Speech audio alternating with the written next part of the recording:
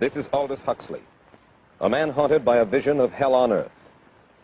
A searing social critic, Mr. Huxley, 27 years ago, wrote Brave New World, a novel that predicted that someday the entire world would live under a frightful dictatorship.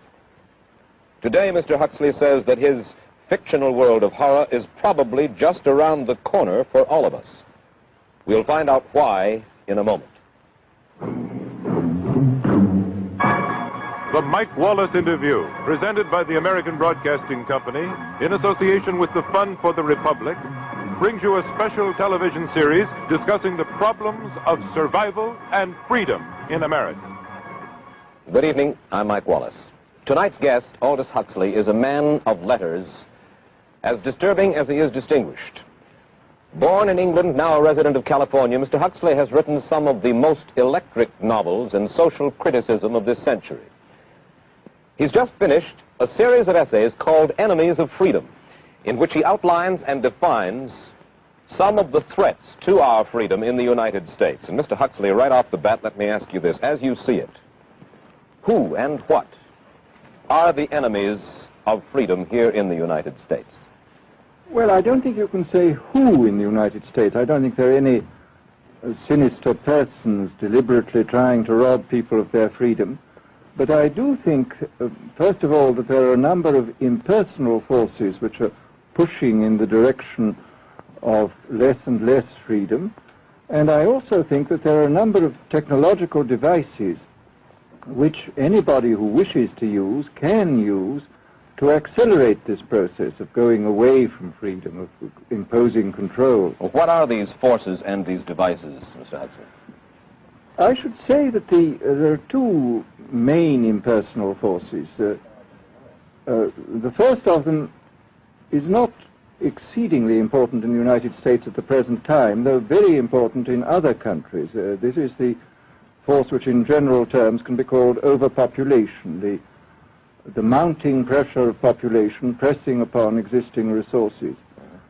This, of course, is an extraordinary thing. Something is happening which has never happened in the world's history before. I mean, let's just take a simple fact that between the time of the birth of Christ and the landing of the Mayflower, the population of the Earth doubled. It rose from 250 million to probably 500 million.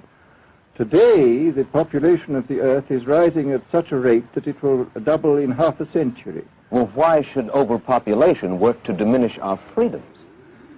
Well, in a number of ways. I mean, the experts in the field, like Harrison Brown, for example, pointed out that in the underdeveloped countries, actually the standard of living is at present falling. The people have less to eat and less goods per capita than they had 50 years ago. And as the position of these countries, the economic position, becomes more and more precarious, obviously the central government has to take over more and more responsibility for keeping the ship of state on an even keel. And then, of course, you're likely to get social unrest under such conditions, with again an intervention of the central government. So that I think one sees here a pattern which seems to be pushing very strongly towards a totalitarian regime. And unfortunately, as in all these underdeveloped countries, the only highly organized political party is the Communist Party, it looks rather as though they will be the heirs to this unfortunate process, that they will step into the position of power. Well, then, ironically enough, one of the greatest forces against communism in the world, the Catholic Church, according to your thesis, would seem to be pushing us directly into the hands of the communists because they are against birth control. Well, I think this strange paradox probably is true.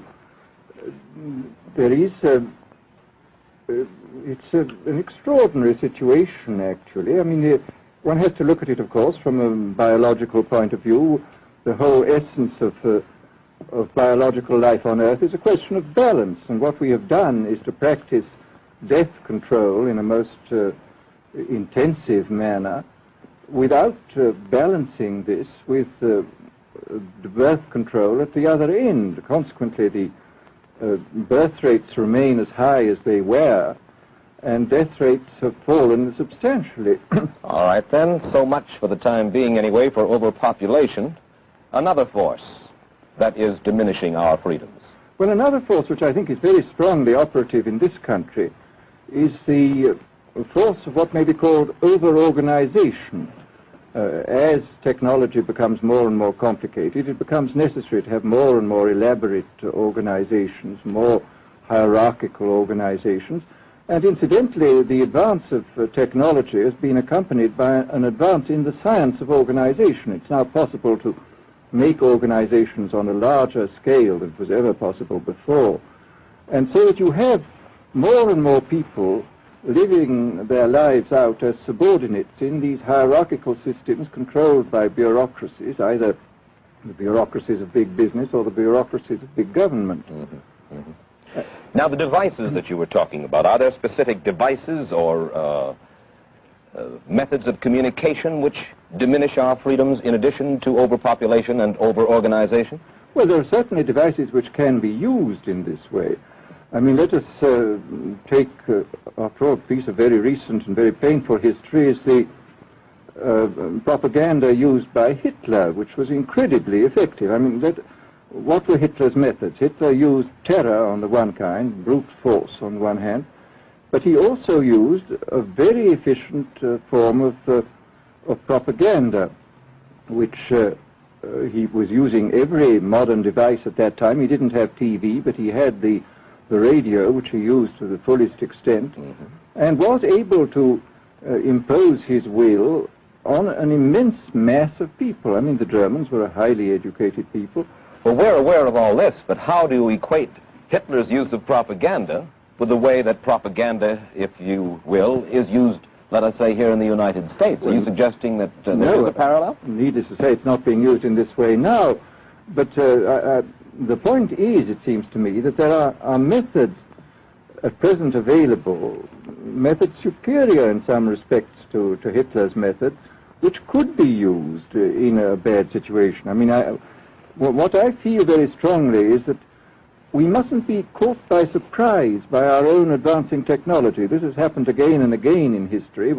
Technology has advanced, and this changes social conditions, and suddenly people have found themselves in a situation which they didn't foresee and doing all sorts of things they didn't really want to do. Well, now, what do you mean? Do you mean that we develop our television, but we don't know how to use it correctly? Is that the point that you're making? Well, at present, the television, I think, is being used quite harmlessly. It's being used, I think, I would feel it's being used too much to distract everybody all the time. But, I mean, imagine, which must be the situation in all communist countries, where the television, where it exists, is always saying the same thing the whole time. It's always driving along. It's not creating a wide front of distraction. It's creating a one-pointed drumming in of a single idea all the time. It's obviously an immensely powerful instrument. Mm-hmm. So you're talking about the potential misuse of the instrument. Exactly. We have, after all technology is in itself morally neutral. These are just powers which can either be used well or ill. It's the same thing with atomic energy. We can either use it to blow ourselves up, or we can use it as a substitute for the coal and the oil which are running out. You've even written about the use of drugs in this light. Well, now, this is a very interesting subject. I mean, in this book that you mentioned, this book of mine, Brave New World, I postulated a substance called soma, which was a very versatile drug. It would make people feel happy in small doses. It would make them see visions in medium doses, and it would send them to sleep in large doses. Well, I don't think such a drug exists now, nor do I think it will ever exist, but we do have drugs which will do some of these things, and I think it's quite on the cards that we may have drugs which will profoundly change our mental states without doing us any harm. I mean, this is the pharmacological revolution which has taken place, that we have now powerful mind-changing drugs which, physiologically speaking, are almost costless. I mean, they are not like opium or like cocaine, which do change the state of mind, but leave terrible results physiologically and morally. Mr. Huxley, in your new essays, you state that these various enemies of freedom, are pushing us toward a real-life, brave new world, and you say that it's awaiting us just around the corner. First of all, can you detail for us what life in this brave new world which you fear so much, or what life might be like? Well, to start with, I think this kind of the dictatorship of the future, I think will be very unlike the dictatorships which we've been familiar with in the immediate past.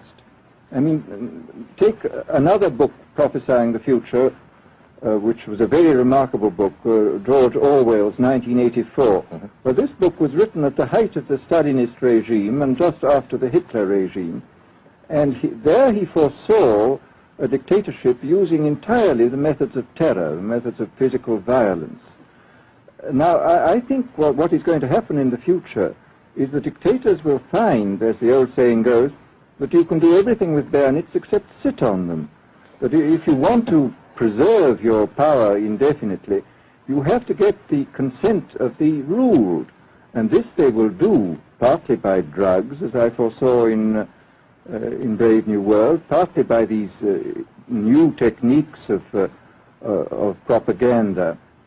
They will do it by bypassing the sort of rational side of man and appealing to his subconscious and his deeper emotions and his physiology even, and so making him actually love his slavery. I mean, I think this is the danger, that actually people may be in some ways happy under the new regime, but they will be happy in a situation where they oughtn't to be happy. But let me ask you this.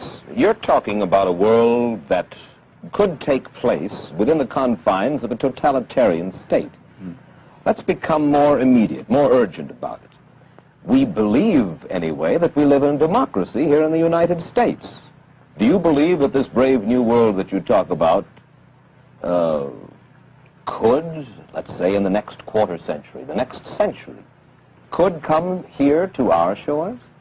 I think it could. I mean, that's why I feel it's so extremely important here and now to start thinking about these problems, not to let ourselves be taken by surprise by the new advances in technology. I mean, for example, in regard to the use of the drugs, we know there's enough evidence now for us to be able, on the basis of this evidence and using a certain amount of creative imagination, to foresee the kind of uses which could be made by people of bad will with these things, and to attempt to forestall this. And in the same way, I think with these other methods of propaganda, we can foresee and we can do a good deal to forestall. I mean, after all, the price of freedom is eternal vigilance.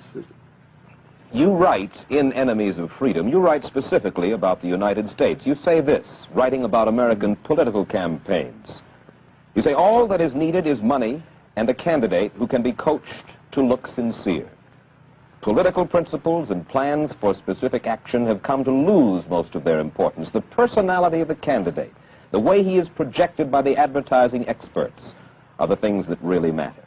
Well, this is, during the last campaign, there was a great deal of this kind of statement by the advertising managers of the campaign parties, this idea that the candidates had to be merchandised as though they were soap or toothpaste, and that you had to depend entirely on the personality. I mean, the personality is important, but there are certainly people with an extremely amiable personality, particularly on TV, who might not necessarily be very good in positions of political trust.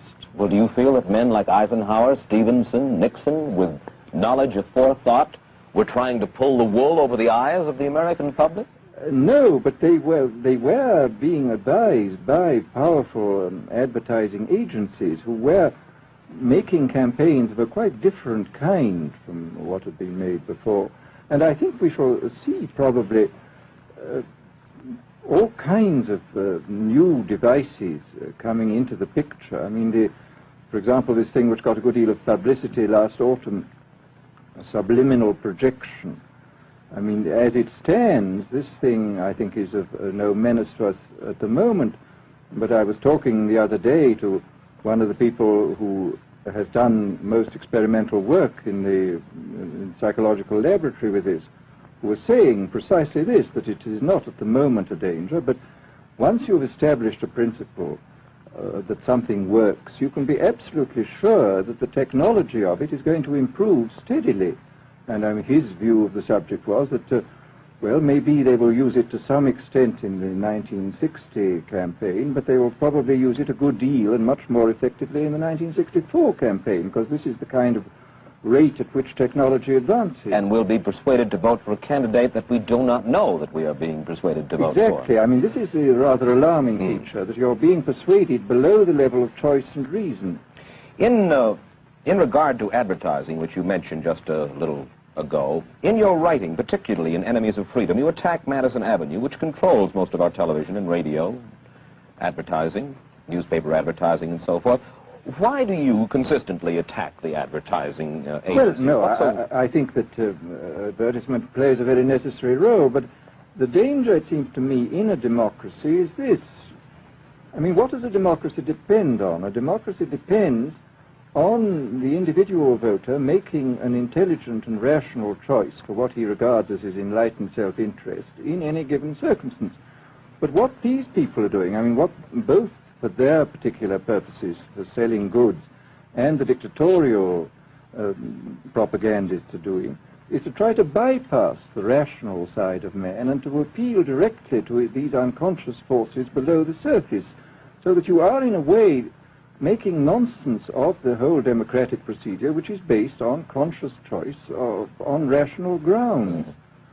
Of course, well, maybe you have just answered this next question, because in your essay you write about television commercials, not just political commercials, but television commercials as such, and how, as you put it, today's children walk around singing beer commercials and toothpaste commercials, and then you link this phenomenon in some way with the dangers of a dictatorship.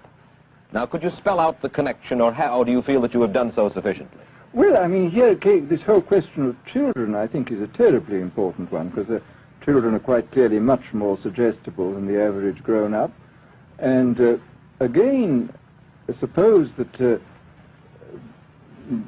for one reason or another, all the propaganda was in the hands of one or very few agencies, you would have an extraordinarily powerful force playing on these children, who after all are going to grow up and be adults quite soon. I do think that this is not an immediate threat, but it remains a possible threat. And you said something to the effect in your essay that the children of Europe used to be called cannon fodder, and here in the United States they are television and radio fodder. Well, after all, you can read in the trade journals the most lyrical accounts of how necessary it is to get hold of the children, because then they will be loyal brand buyers later on. Mm-hmm. But, I mean, again, you just translate this into political terms. The dictator says they will be loyal ideology buyers when they're grown up. We hear so much about brainwashing as used by the communists. Do you see any brainwashing other than that which we've just been talking about that is used here in the United States? Other forms of brainwashing? Not in the form that has been used in China and in Russia, because this is essentially the application of propaganda methods, the most violent kind, to individuals. It's not a shotgun method like the advertising method. It's a way of getting hold of the person and playing both on his physiology and his psychology till he really breaks down, and then you can implant a new idea in his head. I mean, the descriptions of the methods are really blood-curdling when you read them, and not only the methods applied to political prisoners, but the methods applied, for example, to the training of the young communist administrators and missionaries. They receive an incredibly tough kind of training, which may causes about 25% of them to break down or commit suicide, but produces 75% of completely one-pointed fanatics. The question, of course, that keeps coming back to my mind is this. Obviously, politics in themselves are not evil. Television is not in itself evil. Atomic energy is not evil. And yet you seem to fear that it will be used in an evil way. Why is it that the right people will not, in your estimation, use them? Why is it that the wrong people will use these various devices and for the wrong motives? Well, I think one of the reasons is that these are all instruments for obtaining power, and obviously the passion for power is one of the most moving passions that exist in man, and after all, all democracies are based on the proposition that power is very dangerous and that it's extremely important not to let any one man or any one small group have too much power for too long a time. After all, what are the British and American constitutions except devices for limiting power? And all these new devices are extremely efficient instruments for the imposition of power by small groups over larger masses. Well, you ask this question yourself in Enemies of Freedom. I'll put your own question back to you. You ask this: in an age of accelerating overpopulation, of accelerating overorganization, and ever more efficient means of mass communication, how can we preserve the integrity and reassert the value of the human individual? You put the question. Now here's your chance to answer it, Mr. Huxley. Well, this is obviously, first of all, it's a question of education. I think it's terribly important to insist on individual values. I mean, there is a tendency, as you probably read a book by White, The Organization Man, a very interesting, valuable book, I think, where he speaks about the new type of group morality, group ethic, which speaks about the group as though the group was somehow more important than the individual. But this seems, as far as I'm concerned, to be in contradiction with what we know about the genetical makeup of human beings, that every human being is unique. And it is, of course, on this genetical basis that the whole idea of the value of freedom is based. And I think it's extremely important for us to stress this in all our educational life. And I would say it's also very important to teach people to be on their guard against the sort of verbal booby traps into which they're always being led, to analyze the kind of things that are said to them. Well, I think there is this whole educational side, and I think there are many more things that one could do to strengthen people and to make them more aware of what was being done. You're a prophet of decentralization. Well, yes, if this is feasible. It's one of the tragedies, it seems to me. I mean, many people have been talking about the importance of decentralization in order to give back to the voter a sense of direct power. I mean, the voter in an enormous electorate feels quite impotent, and his vote seems to count for nothing. This is not true where the electorate is small and where he is dealing with a group which he can manage and understand. And if one can, as Jefferson, after all, suggested, break up the units into smaller and smaller units, and so get a real self-governing democracy. Well, that was all very well in Jefferson's day, but how can we revamp our economic system and decentralize and at the same time meet militarily and economically the tough challenge of a country like Soviet Russia?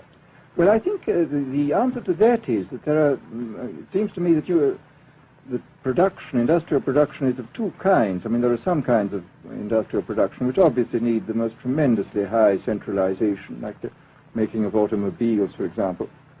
But there are many other kinds where you could decentralize quite easily and probably quite economically, and that you would then have this kind of decentralized life. After all, you begin to see it now if you travel through the South, this decentralized textile industry which is springing up there.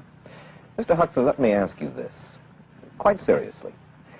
Is freedom necessary? As far as I'm concerned, it is, yes. Why? Is it necessary for a productive society?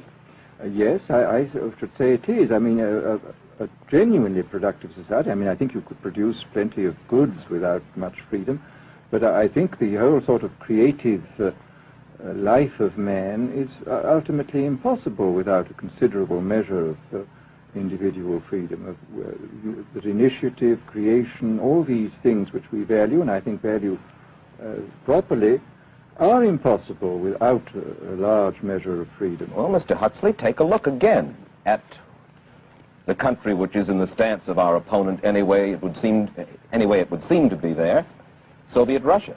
It is strong and getting stronger economically, militarily. At the same time, it's developing its art forms pretty well. It seems not unnecessarily to squelch the creative urge among its people, and yet it is not a free society. It's not a free society, but here is something very interesting, that those members of the society, like the scientists who are doing the creative work, are given far more freedom than anybody else. I mean, it's a privileged aristocratic society in which, provided that they don't poke their noses into political affairs, these people are given a great deal of prestige, a considerable amount of freedom, and a lot of money. I mean, this is a very interesting fact about the new Soviet regime, and I think what we're going to see is a people on the whole with very little freedom, but with an oligarchy on top, enjoying a considerable measure of freedom and a very high standard of living. And the people down below, the epsilons down below, enjoying very little. And you think that that kind of situation can long endure? I think it can certainly endure much longer than a situation in which everybody is kept down. Because, I mean, they can certainly get their technological and scientific results on such a basis. Well, the next time that I talk to you then, perhaps we should investigate further the possibility of the establishment of that kind of a society, where the drones work for the queen bees up above. Well, but yes, but I must say I still believe in democracy. If we can make the best of the creative activities of the people on top, plus those of the people on the bottom, so much the better. Mr. Huxley, I surely thank you for spending this half hour with us, and I wish you Godspeed, sir. Thank you. Aldous Huxley finds himself these days in a peculiar and disturbing position. A quarter of a century after prophesying an authoritarian state in which people were reduced to ciphers, he can point at Soviet Russia and say, "I told you so." The crucial question, as he sees it now, is whether the so-called free world is shortly going to give Mr. Huxley the further dubious satisfaction of saying the same thing about us. Stay tuned for a preview of next week's interview. Till then, Mike Wallace, good night.